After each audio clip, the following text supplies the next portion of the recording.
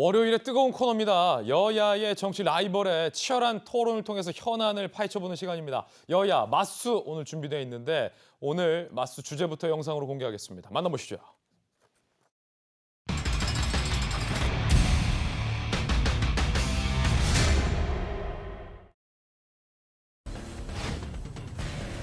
조국 장관님 힘내세요. 조국은 장관다.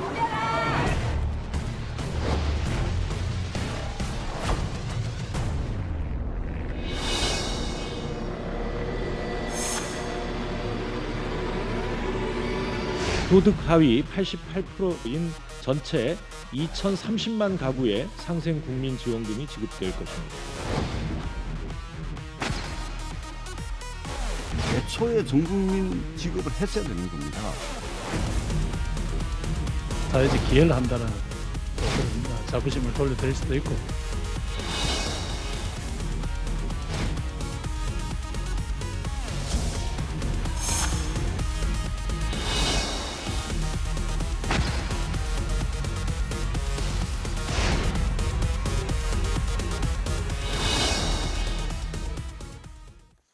뜨거운 논란 두 가지 주제 치열한 토론 해주실 두 분의 정치 라이벌 맞수 모셨습니다. 민주당의 조승래 의원, 국민의힘의 김정재 의원 두 분 모셨습니다. 어서 오세요. 예, 안녕하십니까. 자, 두 분 모시고 나눠볼 첫 번째 토론 주제 공개하겠습니다. 처음 본다는 조국 아들 같은 원서 수정.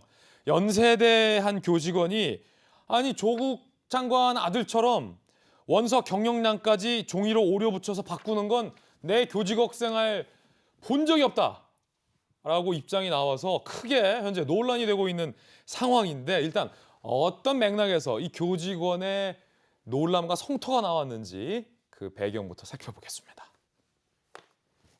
아시다시피 2018년 전기 연세대 대학원 입학 모집 요강 응시 완료 후에는 수정이 불가합니다.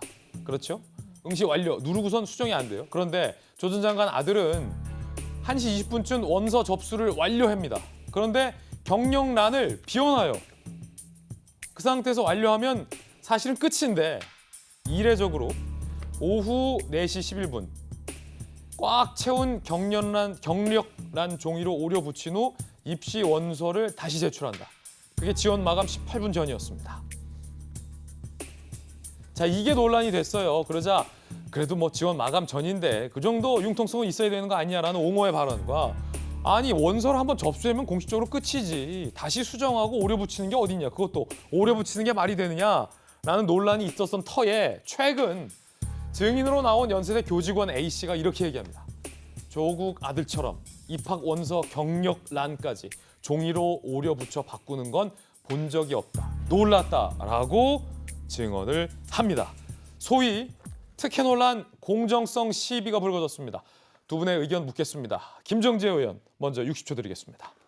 네, 뭐 조국의 힘이 이렇게 입시에서조차 나타나는 것 같습니다. 다른 건 몰라도 입시만큼은 대한민국 전 부모들이 촌미에 관심사입니다. 근데 여기에 지금 조국이라는 그 힘으로 이렇게 밀어붙여서 텅 빈 그 원서를 제출했다가 그 아빠 엄마의 힘으로 꽉 채운 원서가 다시 제출됐다는 건 이거는 형평성에도 문제가 있고 공정성에도 문제가 있고 이런 일은 일개 보통 우리 그 노름판에서도요 낫장 불입이라는 얘기가 있습니다. 낫장 불입. 예, 한 번 냈으면 이거 끝인 겁니다. 그런데 이런 식으로 아빠 엄마의 힘으로 다시 이렇게 낸다는 거는 정말 이거는 공정에 정말 큰 문제가 있는 거고요. 특히나 이번에 그 입시 담당자가 이런 일은 자기가 생전 처음이라는 거 아닙니까?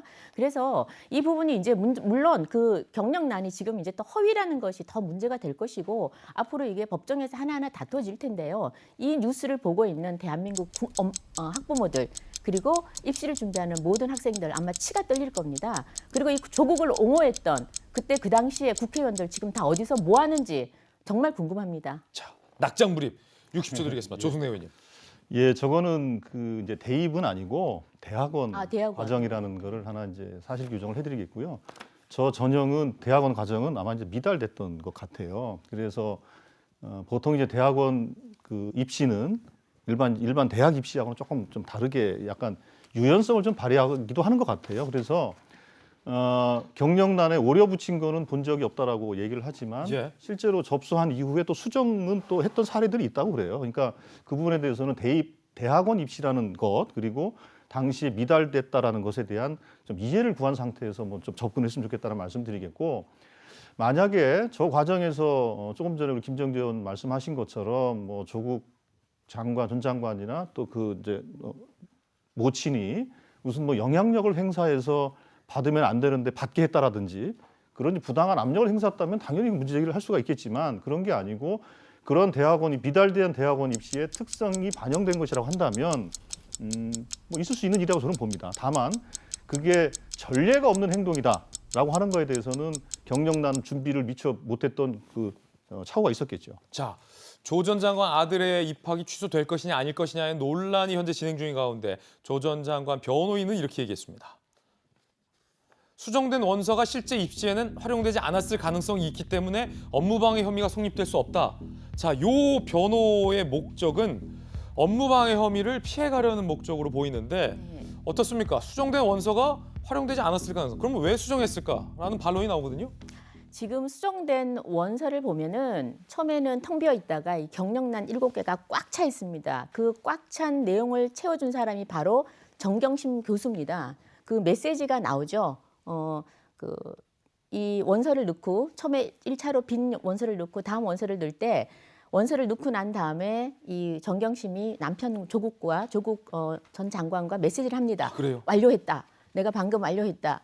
그리고 이렇게 해서 내가 지금 왔다 갔다 하면서 서류도 붙이고 스캔도 하고 했다라는 그런 것까지 자세히 나옵니다. 남편께서 수고했다. 그러니까 꾸기 뭐 이런 것도 나옵니다. 굉장히 재밌는데 근데 이걸 봤을 때는 지금 부부가 같이 관여를 했다는 겁니다. 그러니까 그리고 이 그때는 경력난이 지금 허위라는 게 지금 이미 그 입증이 되고 있고요. 재판에서도 그게 지금 드러나고 있습니다. 그렇다면 이런 허위 문서를 가지고 그 사정 업무를 담당한 교수들 이 업무를 충분히 방해했다라는 혐의가 충분히 성립이 될 수 있다고 보고요. 지금 현재 가장 문제는 이 원서에 안에 들어간 경력란의 내용들이 예. 지금 허위라는 겁니다. 그렇군요. 예. 자, 수정된 원서가 입시에는 활용되지 않았을 것이다라는 조 전 장관의 주장을 어떻게 솔직히 좀 이해가 쉽게 되진 않는데요. 예, 그건 아마 이제 그런 측면의 변론 같은데요. 그 아까 제가 말씀드린 것처럼 저 대학원 그 전형은 아마 미달이 된 것 같아요. 최종적으로도 미달이 됐으니 그 자격 요건만 갖췄으면 합격을 시켜주지 않았나 싶어요. 그렇기 때문에 실제로 그게 예를 들면 그 쟁점이 두 가지가 있을 수 있는 거 아닙니까? 업무 방해가 있고 다른 그 수험생들에게 피해를 줘야 되는데 불합격한 학생이 없는 것이죠. 그러다 보니까 아마 이제 그 학사 졸업 자격증이 있는 것인지 주로 이런 기본적인 전형 요소만 실제로 그 합격 불합격을 정하는 데서 판단을 했지 저렇게 뭐 오려 붙였던 경력이 실제로 그 합격 여부를 가리는 데는 그게 활용되지 않은 것 같다. 이제 그런 주장을 하시는 것 같아요.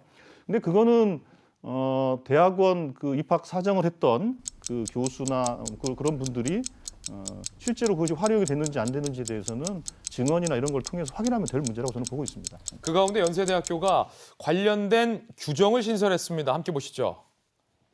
자, 요게 아들의 입학 취소가 이제 가능해진다라는 조항이다라는 의미 해석도 나오고 있는데 부정 입학 관련 입학 취소 학칙 재개정, 허위 서류 등을 제출해 자교에 부정 입학한 학생의 입학을 취소할 수 있다.